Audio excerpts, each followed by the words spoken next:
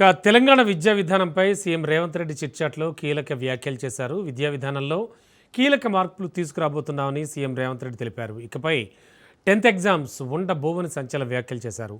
Nursery నుంచి 12వ తరగతి వరకు ఒకే విధానం తెస్తామన్నారు.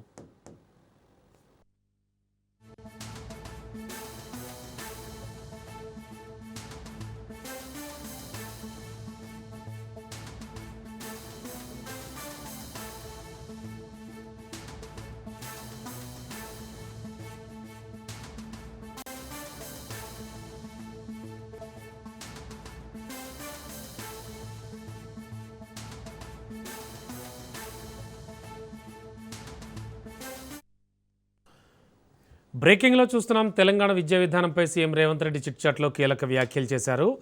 విద్యా విధానంలో కీలక మార్పులు తీసుకురాబోతున్నామని సీఎం రేవంత్ రెడ్డి తెలిపారు. ఇకపై 10th పరీక్షలు ఉండబోవని సంచలన వ్యాఖ్యలు చేశారు. నర్సరీ నుంచి 12వ తరగతి వరకు ఒకే విధానం తెస్తామన్నారు.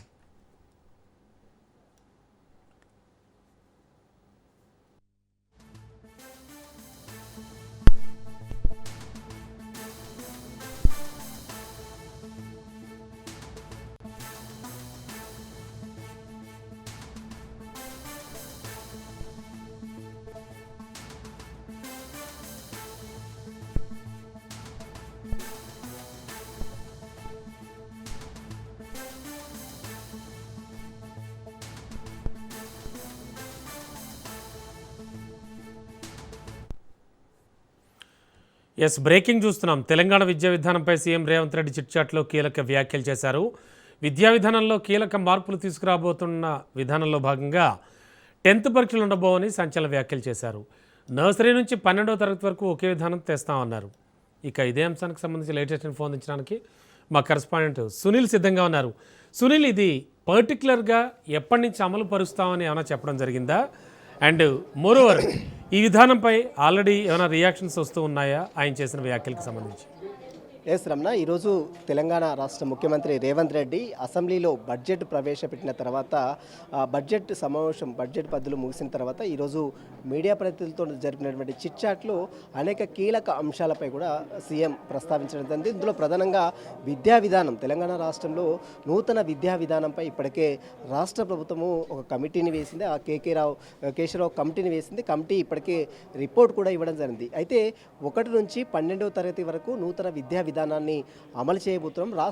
కేంద్ర ప్రభుత్వము నూతన విద్యా విధానాన్ని ఏ విధంగా రాష్ట్రాలకు అమలు చేస్తుందో కేంద్ర ప్రభుత్వం తీసుకున్నటువంటి నిర్ణయాలకు అనుగుణంగానే రాష్ట్ర ప్రభుత్వం విద్యా విధానాలను అమలు చేస్తుందంటూ కూడా ఈరోజు ముఖ్యమంత్రి రేవంత్ రెడ్డి స్పష్టం చేయడం జరిగింది. ఇక నుంచి 10వ తరగతి పరీక్షలు ఉండవు. ఇదంతా కూడా 1 నుంచి డైరెక్ట్గా 12వ తరగతి వరకు డైరెక్ట్గా విద్యా విధానంలో కీలక మార్పులు ఉండబోతాయి అంటూ కూడా సీఎం రెస్పాండ్ అయినటువంటి పరిస్థితి ఉంటుంది. అయితే అనేక విషయాలపై కూడా ఇంకా ఒక మూసీ ప్రక్షాళనకు సంబంధించిన విషయంలో కావచ్చు, ఈ ఫార్ములా కార్ రేస్ సంబంధించిన విషయంలో కావచ్చు, మరోవైపు ఇందిరమ్మ సంబంధించినటువంటి ఇందిరమ్మ గృహ నిర్మాణానికి సంబంధించిన అంశాలు కావచ్చు, క్యాబినెట్ విస్తరణకు సంబంధించిన అంశాలు కావచ్చు, అదేవిధంగా అజారుద్దీన్ ఎమ్మెల్సీకి సంబంధించిన అంశాలపై కూడా అనేక అంశాలపై కూడా సీఎం రెస్పాండ్ ఇవ్వడం జరిగింది. 10 ఏళ్లలో దాదాపు తెలంగాణ గత ప్రభుత్వము దాదాపు 3,47,000 కోట్లు అప్పు చేస్తే దానికి అప్పులకు దాదాపు ఇప్పుడున్నటువంటి రాష్ట్ర ప్రభుత్వము అప్పులు తెచ్చింది. 3,47,000 కోట్లు అప్పులు తెస్తే గత ప్రభుత్వం చేసినటువంటి అప్పులకు దాదాపు 3,35,000 కోట్లు అప్పులే కట్టాము. కేవలం 17,000 కోట్లు మాత్రమే రాష్ట్ర సంక్షేమ పథకాలకు రాష్ట్ర ప్రభుత్వము వినియోగించుకుందంటూ కూడా ముఖ్యమంత్రి రేవంత్ రెడ్డి స్పష్టం చేయడం జరిగింది. దీంతోపాటు తెలంగాణ రాష్ట్ర వ్యాప్తంగా తీవ్ర రాజకీయ దుమారం రేపుతున్నటువంటి ఈ ఫార్ములా కార్ రేస్ కేసులో ఇప్పటికే డిఓపిటి నుంచి కేంద్ర ప్రభుత్వం నుంచి అనుమతి వచ్చిన తర్వాత అటు ఐఏఎస్ అధికారిగా ఉన్నటువంటి అరవింద్ కుమార్ని సస్పెండ్ చేయడం జరిగింది. ఈ కేసులో ఇంకా ఇన్వెస్టిగేషన్ అనేది కొనసాగుతుంది. ఆ కేసు ఆధారంగా ఆ కేసులో తదుపరి చర్యలు ఉంటాయని మాత్రము ముఖ్యమంత్రి రేవంత్ రెడ్డి స్పష్టం చేయడం జరిగింది. దీంతోపాటు ఈ ఫోన్ ట్యాపింగ్ కేసులో తెలుగు రాష్ట్రాల్లోనే తీవ్ర రాజకీయ దుమారం రేపుతున్నటువంటి ఫోన్ ట్యాపింగ్ కేసులో హరీష్ రావు, మాజీ మంత్రిగా ఉన్నటువంటి హరీష్ రావు ఈ కేసులో క్లీన్ చిట్ అని చెప్తున్నప్పుడు కూడా గతంలో చక్రధర్ అతనిపై వేసినటువంటి చక్రధర్ గౌడ్ వేసినటువంటి కేసులో ఎక్స్టెన్షన్ చేశారని చక్రధర్ గతంలో హైకోర్టుకు వెళ్ళాడు, ఆ తర్వాత సుప్రీంకోర్టుకు వెళ్ళారు. కానీ ఫోన్ ట్యాపింగ్ కేసుకి ఆ చక్రధర్ గౌడ్ వేసినటువంటి కేసుకి ఎలాంటి సంబంధం లేదు. చక్రధర్ కేసు అదేవిధంగా ఫోన్ ట్యాపింగ్ కేసులో అతను ఇండివిజువల్గా వేసినటువంటి కేసులో దీంట్లో ఫోన్ ట్యాపింగ్ కేసులో క్లీన్ చిట్ అని బయట హరీష్ రావు అసత్య ప్రచారాలు చేస్తున్నారు.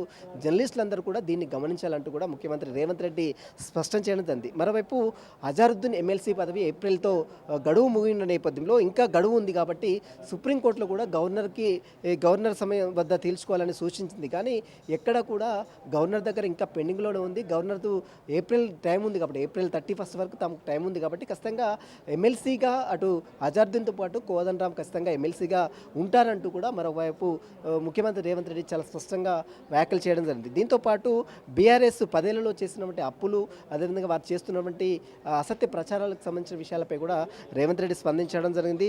మరోవైపు హెల్త్ పాలసీ విషయాల్లో ఖచ్చితంగా లక్షల కోట్లు రూపాయలు ఇప్పటికే రాష్ట్ర ప్రజలందరూ కూడా ఆరోగ్య బీమా పథకాన్ని ఇందిరమ్మ ఆరోగ్య బీమా పథకాన్ని ప్రవేశపెడుతూ ఈరోజు బడ్జెట్లో దాన్ని ప్రవేశపెట్టడం జరిగింది. జూన్ 2 నుంచి ఈ పథకాన్ని 5 లక్షల బీమా పథకాన్ని రాష్ట్ర వ్యాప్తంగా అమలు చేస్తాం. అందులో అన్ని ప్రజలు ఉంటారు. ముఖ్యంగా రేషన్ కార్డు హోల్డర్స్, ముఖ్యంగా రేషన్ కార్డ్స్ ఎవరైతే 1,15,000 మంది అంటే 1,15,00,000 మంది రేషన్ హోల్డర్స్ ఉంటే వారందరికీ కూడా హెల్త్ స్కీమ్ అనేది ఆరోగ్య బీమా 5 లక్షల ఆరోగ్య బీమా అనేది వర్తిస్తుందంటూ కూడా ముఖ్యమంత్రి రేవంత్ రెడ్డి స్పష్టం చేసింది. ఇక జీవన్ రెడ్డి విషయంలో తాను ఏం స్పందించలేదు, అది చూసుకునే బాధ్యత తెలంగాణ కాంగ్రెస్ పార్టీ అధ్యక్షులతో పాటు ఏఐసిసి ఇన్ఛార్జి తెలంగాణ ఇన్ఛార్జిగా ఉన్నటువంటి మీనాక్షి నటరాజన్ చూసుకుంటారు కాబట్టి ఆ విషయంలో జీవన్ రెడ్డి విషయంలో తాను ఏ రకంగా స్పందించలేనంటూ కూడా ముఖ్యమంత్రి రేవంత్ రెడ్డి స్పష్టం చేసి ఇక జిల్లాల పునర్విభజన సంబంధించి ఇప్పటికే తెలంగాణ రాష్ట్ర వ్యాప్తంగా కూడా కొంత తీవ్ర రాజకీయ చర్చ కొనసాగింది కాబట్టి ఈ జిల్లాల పునర్విభజన సంబంధించిన అంశాలపై కూడా ఇప్పట్లో ఏ రకంగా నిర్వహించము, అది ఇప్పటికే కులగణన జనగణన నిర్వహిస్తున్నాము. ముందుగా ఇల్లులు తెలంగాణ రాష్ట్ర వ్యాప్తంగా ఎన్ని ఇల్లులు ఉన్నాయి, ఎంతమంది జనాభా ఉన్నారు అనేది కేంద్ర ప్రభుత్వం సూచించినటువంటి జనగణన ఆధారంగా ఇప్పటికే అధికారులు సమాయత్తమయ్యారు. జనగణన మొత్తం కూడా కార్యక్రమానికి శ్రీకారం చుట్టారు కాబట్టి ఆ లెక్కలు వచ్చిన తర్వాతనే ఈ యొక్క జిల్లాల పునర్విభజనకు సంబంధించిన అంశాలు కావచ్చు, మరోవైపు నియోజకవర్గాలకు సంబంధించినటువంటి విషయాల్లో కూడా చర్యలు తీసుకునే అవకాశం. అందుకోసమే తెలంగాణ రాష్ట్ర ప్రభుత్వము జ్యుడిషియల్ కమిషన్ కూడా వేస్తాం. ఒక సుప్రీంకోర్టు కానీ హైకోర్టు కానీ రిటైర్డ్ జడ్జితో ఒక కమిషన్ ఏర్పాటు చేస్తాము. ఆ కమిషన్ ఏర్పాటు చేసిన తర్వాత వారిచ్చే నివేదికను బేస్ చేసుకున్న తర్వాతే జిల్లాల పునర్విభజనకు సంబంధించిన అంశాలపై మాత్రం చేస్తాం. కానీ ఇప్పట్లో మాత్రం ఎంపీటీసీ జెడ్పీటీసీ ఎన్నికలు ఖచ్చితంగా ఉండవనేది ఈరోజు సీఎం ముఖ్యమంత్రి రేవంత్ రెడ్డి చాలా స్పష్టంగా చెప్పినటువంటి పరిస్థితి. ఎందుకంటే ఎంపీటీసీ జెడ్పీటీసీ ఎన్నికలు కండక్ట్ చేయాలంటే ముందస్తుగా కులగణన కావాలి, జనగణన కావాలి, మరోవైపు ఎంతమంది నివాసాలు ఉన్నాయి, ఎంతమంది ప్రజలు ఉన్నాయి, ఇవన్నీ లెక్కలు తేల్చిన తర్వాతనే ఎంపీటీసీ జెడ్పీటీసీ ఎన్నికలకు పోయే ఆలోచనలో రాష్ట్ర ప్రభుత్వం ఉంది. ఈరోజు ముఖ్యమంత్రి రేవంత్ రెడ్డి కూడా అదే విషయాలు కూడా స్పష్టం చేసింది. ముఖ్యమంత్రి అనేక అంశాలపై కూడా ఈరోజు మీడియా ప్రతినిధులు అడిగినటువంటి అనేక ప్రశ్నలకు జర్నలిస్టుల ఇల్లు నివాసాలకు సంబంధించిన అంశాలపై కూడా ముఖ్యమంత్రి రేవంత్ రెడ్డి చాలా స్పష్టంగా కొన్ని హామీలు ఇవ్వడం జరిగింది.